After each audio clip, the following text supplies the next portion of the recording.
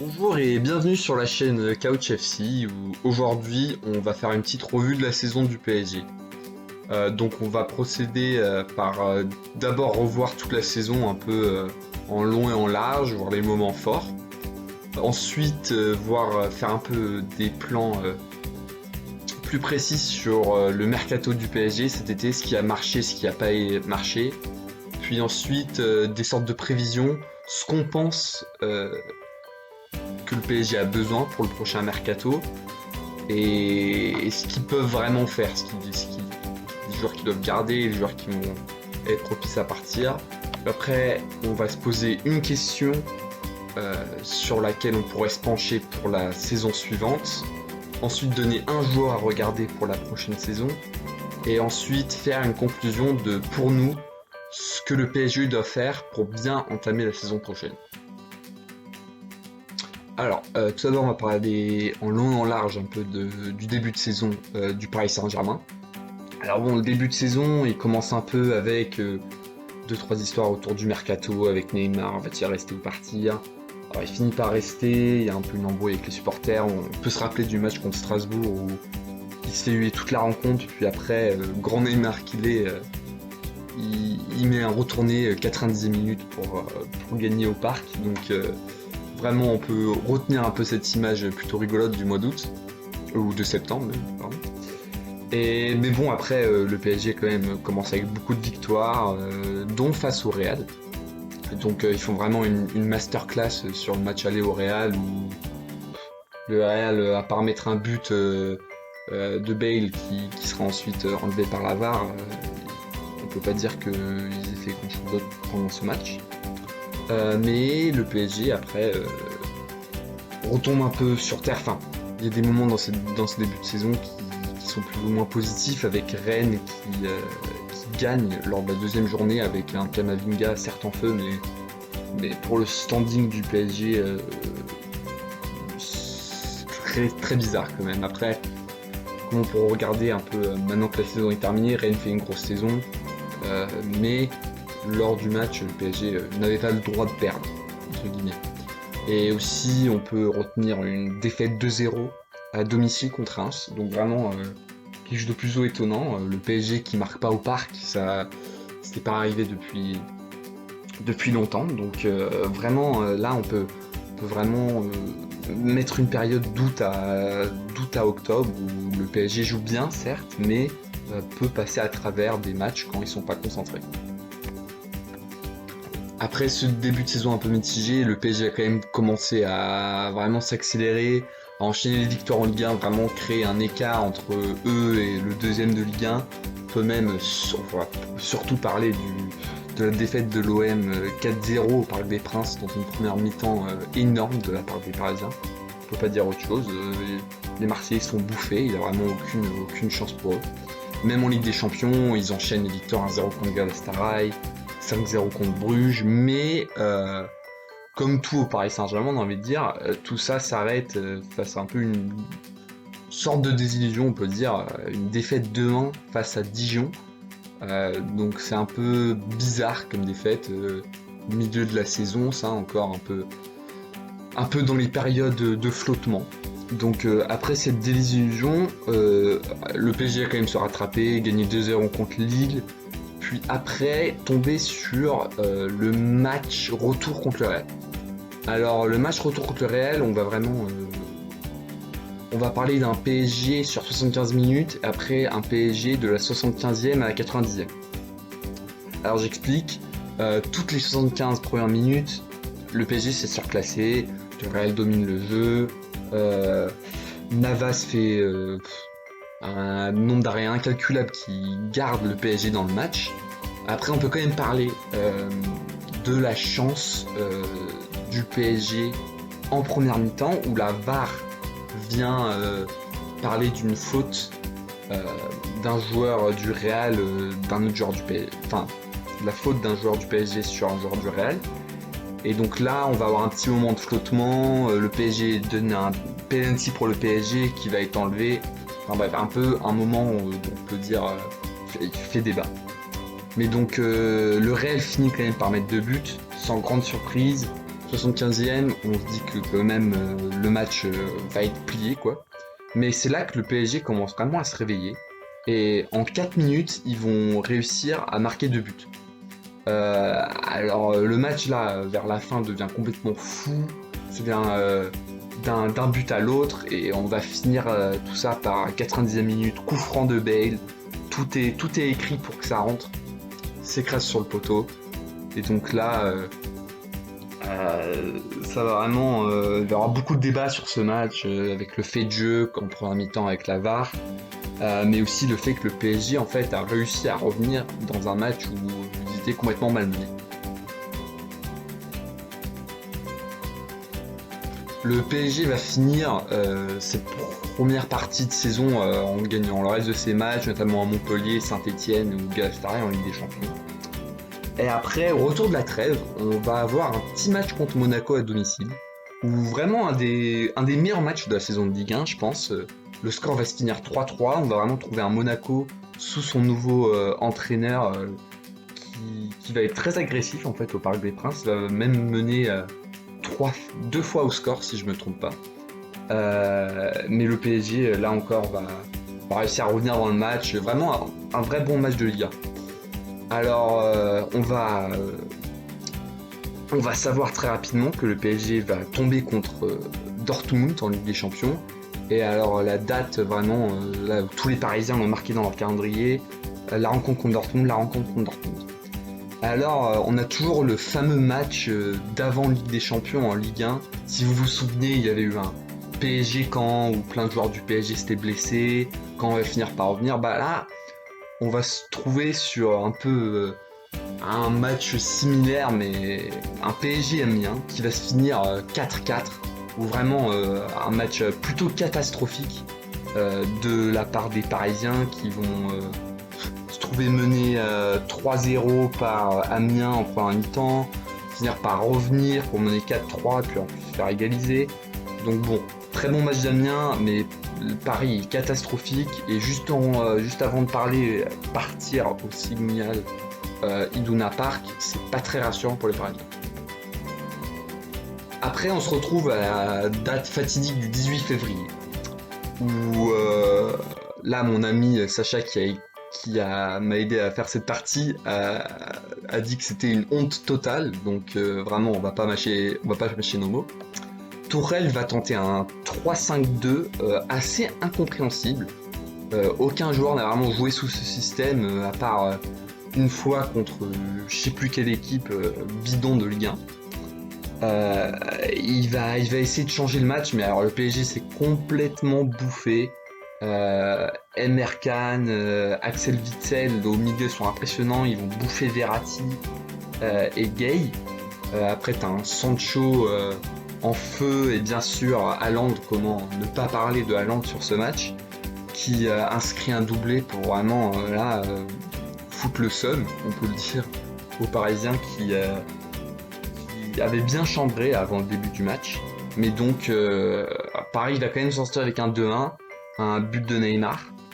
Mais donc pour un match à l'extérieur, finalement c'est pas catastrophique comme match, et le PSG va quand même devoir se reprendre sur un match aller où là tout le monde déjà commence à spéculer, parler de PSG encore sortir en 8ème de finale. Alors avant le match retour contre Dortmund, le PSG va avoir 2 matchs, un contre Bordeaux qui vont gagner 4-3 mais avec une défense plutôt catastrophique, mais un autre contre l'ogre dijonnais, on peut le dire maintenant, où ils vont quand même facilement gagner.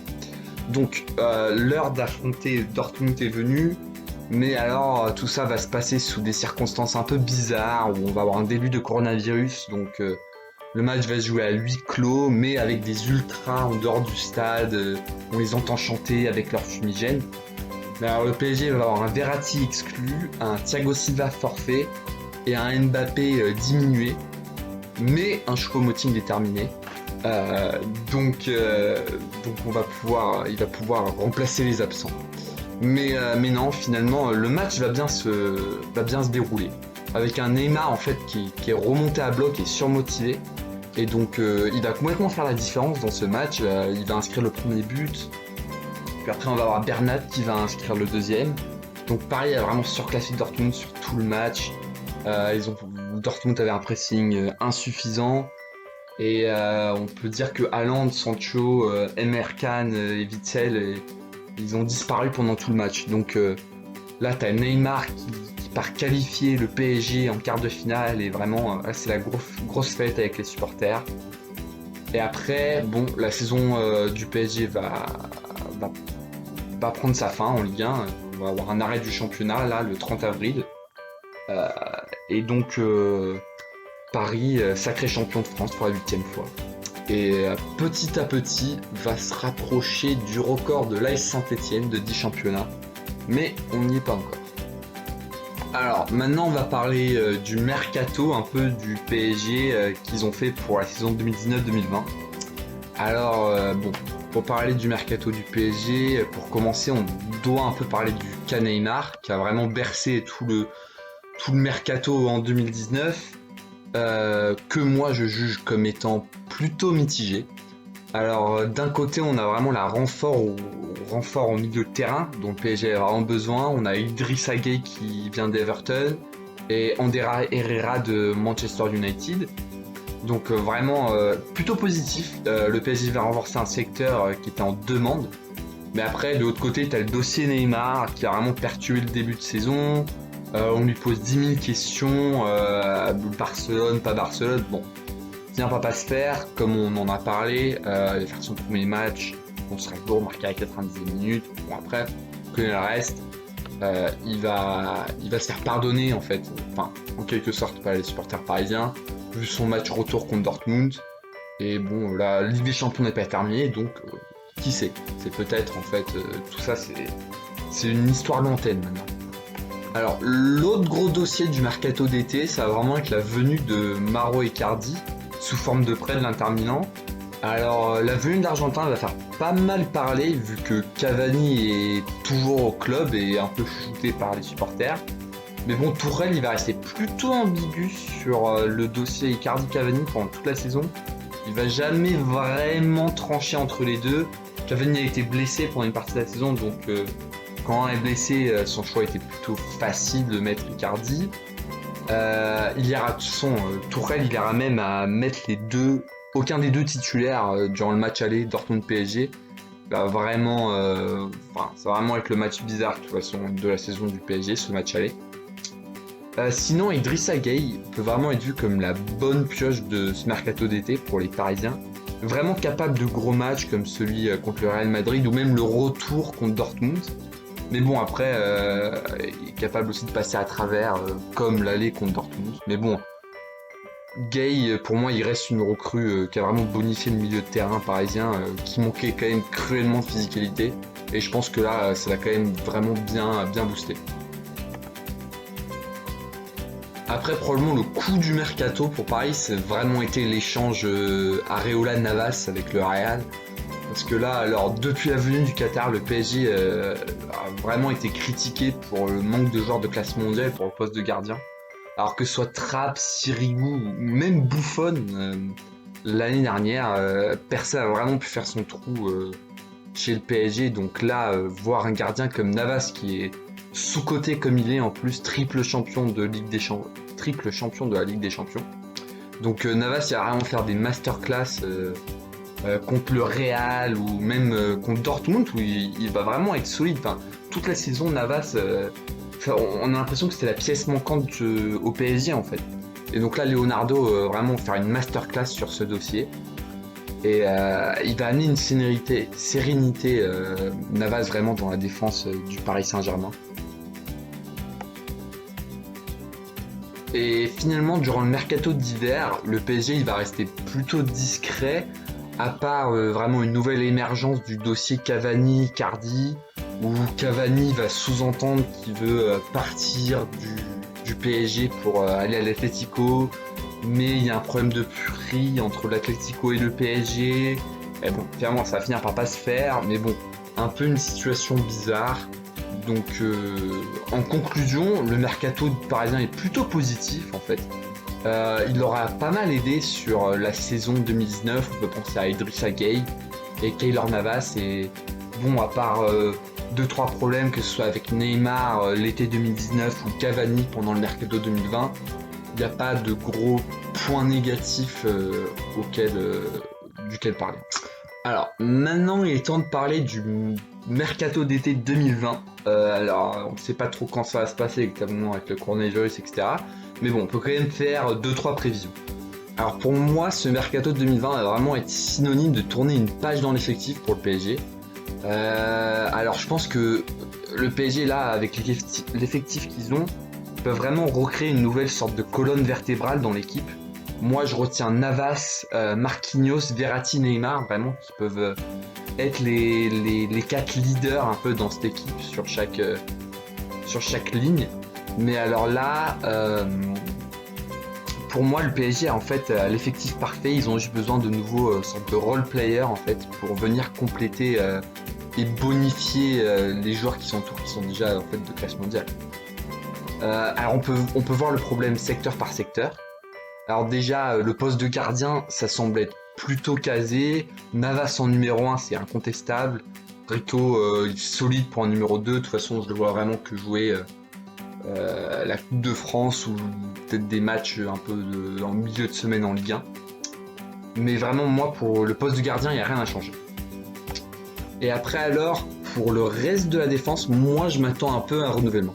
On a Thiago Silva qui est en fin de contrat, il devient un peu vieux.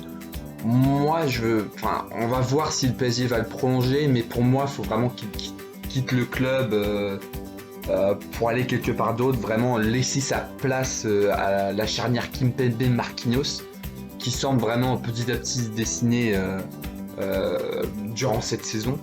Donc, si le départ de Silva est officialisé, pour moi, la charnière idéale, c'est Kimpembe et Marquinhos. Alors malheureusement, Kouassi a l'intention de partir. Pourtant, ça aurait été un bon troisième défenseur central. Mais c'est dommage. On a aussi Diallo qui peut potentiellement venir faire la doublette. En tout cas, pour l'instant, pour Kimpembe ou Marquinhos. Mais bon, niveau charnière centrale, je pense pas que c'est un des énormes dossiers du mercato d'été. Par contre, alors les latéraux, vraiment quand même souvent discussion au PSG. Il y a vraiment seulement Bernat en fait qui tient sa place de titulaire. Kurzawa, normalement il va partir cette année quand même. Il n'a pas le niveau d'être au PSG. Même si Tourelle lui a fait confiance plusieurs matchs cette saison, on voit que quand même il n'a pas le niveau pour être au club et il n'a jamais vraiment réussi à se faire une place concrète dans le 11 quoi. Après, on a les deux dossiers Kerrer et Meunier.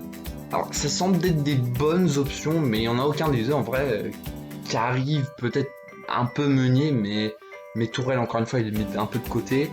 Et il n'y en a aucun qui arrive à se faire une vraie place dans le 11 titulaire.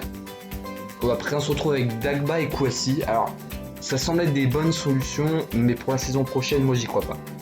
Ils sont encore un peu tendres. Peut-être si ils peuvent me faire mentir. Au début de la semaine prochaine, ils commencent à être des ogres. Mais pour moi, pour les ambitions du club, Kouassi et Dagba semblent être trop tendres pour être titulaires dans le 11. Donc, pour moi, dans ce mercato, faut renforcer les latéraux, comme chaque mercato en fait. Et peut-être trouver une nouvelle doublure de charnière, même si Diallo peut faire le job. Alors pour cette doublure en charnière, il n'y a pas vraiment de rumeurs concrètes. On parle de Koulibaly de Napoli, mais bon, son nom circule un peu de partout. Et bon, s'il vient au PSG, ça veut dire que Kimpembe serait sur le banc. Enfin, on ne sait pas trop.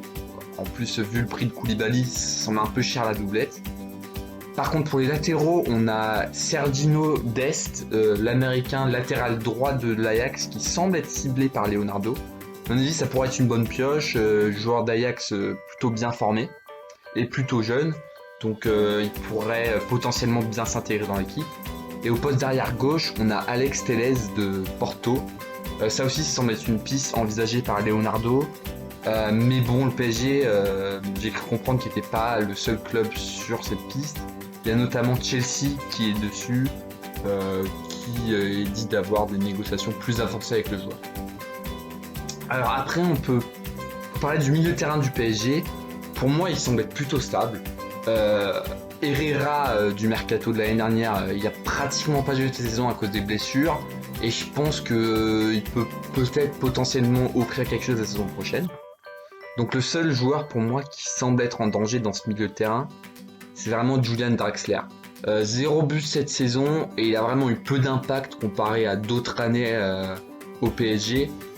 Donc pour lui, je pense que c'est lui qui devrait se sentir plus en danger. À voir si le PSG va le vendre ou l'envoyer quelque part, on ne sait pas. Sinon, niveau rumeur au milieu de terrain, on parle de Miralem Pjanic de la Juve. Il semble être visé par Leonardo, mais pour moi, sa place dans le groupe est un peu discutable. Vu la place de Verratti dans le 11, je sais pas trop comment on intégrerait Pjanic, sauf si cela veut dire que Verratti part. Enfin, ça semble être compliqué. Et pour moi, le milieu de terrain du PSG semble être plutôt stable en fait. Il n'y a pas de gros changements à faire dans cette partie. Et alors surtout pour moi, le mercato d'été du PSG, il va vraiment se jouer sur l'attaque. Enfin, il peut avoir un changement plus ou moins sérieux. Le départ de Cavani semble quasi acté, surtout avec la signature d'Icardi. Donc, Icardi est quand même placé pour être titulaire dans le 11. Donc, je vois mal Cavani accepter un rôle de remplaçant au PSG. Donc, à voir si le PSG va essayer de trouver un nouveau numéro 9.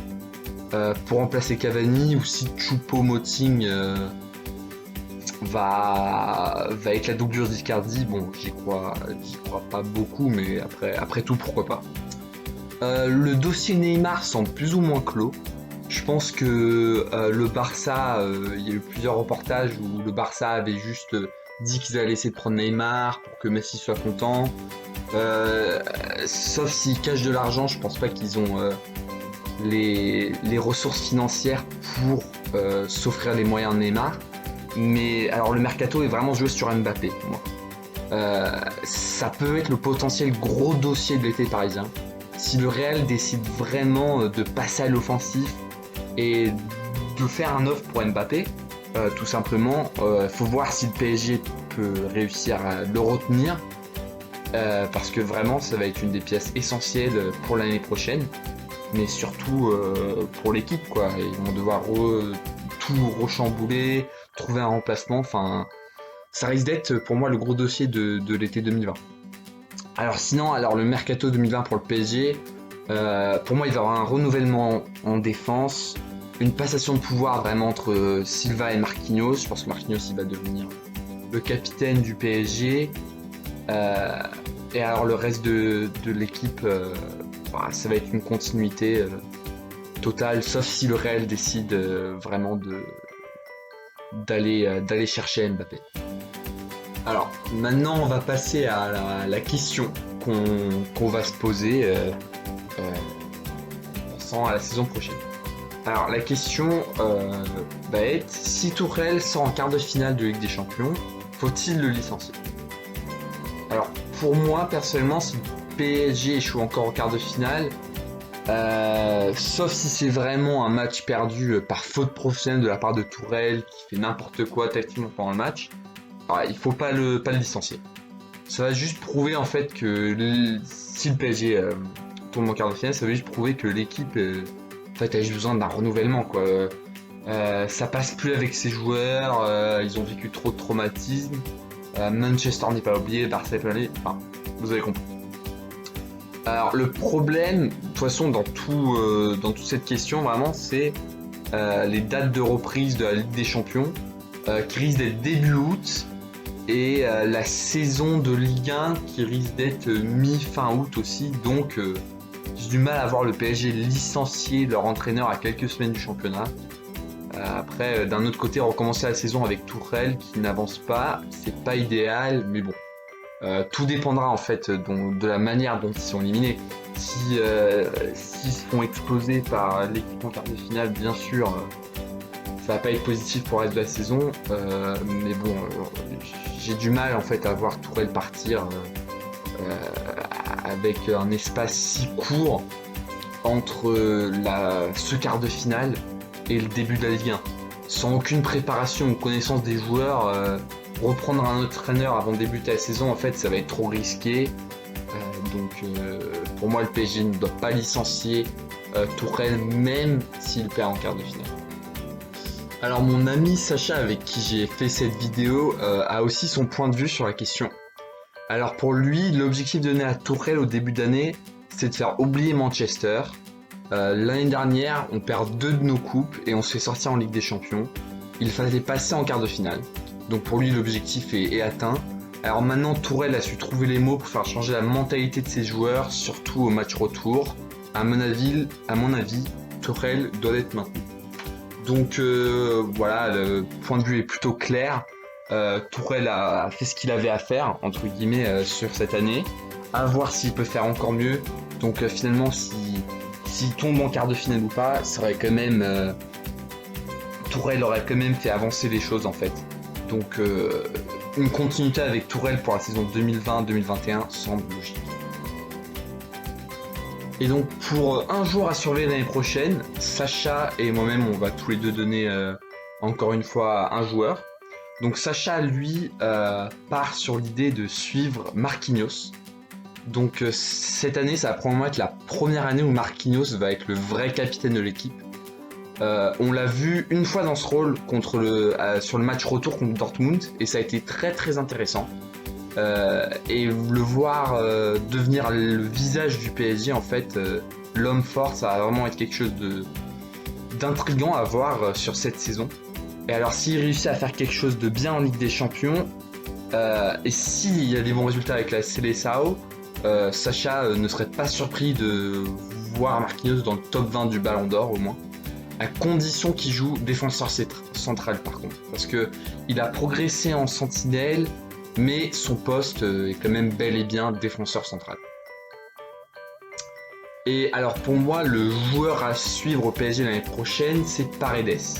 Alors c'est sûrement pour voir si Tourelle va finalement l'intégrer dans son système, parce que j'aime bien le joueur. Je le trouve bien huilé en fait pour la façon dont joue le PSG, et il a montré des bonnes choses quand il a joué en fait. Il n'a juste pas la chance d'être titulaire pour moi. Je pense que de toute façon il s'intègre rapidement dans l'équipe, il va apporter un meilleur équilibre au milieu de terrain qui est déjà très fort, et je trouve que en fait Verratti Gay c'est trop léger au milieu de terrain, ça peut trop facilement prendre l'eau comme contre Dortmund, et on a vu Paredes au match retour contre Dortmund où là le milieu de terrain était impérial, ils ont limite bouffé Kahn et Witsel en fait. Donc pour moi, Paredes, il a montré qu'il venait à l'aide de ses coéquipiers, d'un fort caractère, et franchement, les forts caractères, il en faut au PSG. Donc pour moi, je suis intéressé de voir si le PSG va le vendre, ou si Tourelle va le gagner, et lui faire devenir un joueur important de l'effectif. Et finalement, Sacha et moi-même, on va tous les deux donner ce que le PSG doit faire pour bien entamer la saison, pour nous. Alors pour Sacha, le PSG doit faire un mercato efficace, comme Leonardo sait les faire, donc normalement là il n'y a pas de danger.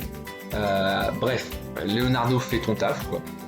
Et aussi de garder Mbappé et Neymar au top de leur forme, notamment pour quart de finale de Ligue des Champions, qui vont venir plus vite qu'on le croit, et aussi pour la nouvelle saison de Ligue 1. Alors pour moi, pour que le PSG entame bien ses saisons, faut vendre Cavani et Thiago Silva, pour aller définitivement tourner la page, trouver des remplaçants qui sont du niveau, et peut-être créer un peu de continuité pour le futur, acheter des joueurs à potentiel, garder Mbappé à tout prix, parce que c'est pas garanti sur ce mercato ce qui va se passer pour Mbappé, s'il va vouloir quitter le club, rejoindre le Real, etc. Mais aussi d'être à 100% pour le quart de finale de Ligue des Champions. Alors là, ça va être plus difficile, sachant que la Ligue 1 va probablement reprendre après la Ligue des Champions, donc à voir ce qu'ils peuvent faire sur ce point, mais en tout cas, pour moi, c'est vraiment un des gros points dont le PSG doit être focalisé pour l'instant d'ici à début août. Et donc voilà, c'est terminé. Merci d'avoir écouté. J'espère que vous avez aimé. C'est une grande première là pour mon aventure sur YouTube. Donc si vous voulez plus de vidéos comme ça, n'hésitez pas à me le dire. Si même vous voulez venir intervenir, parler de vos clubs pour faire un peu une saison en revue, n'hésitez pas. Et donc voilà, merci d'avoir écouté et à la prochaine.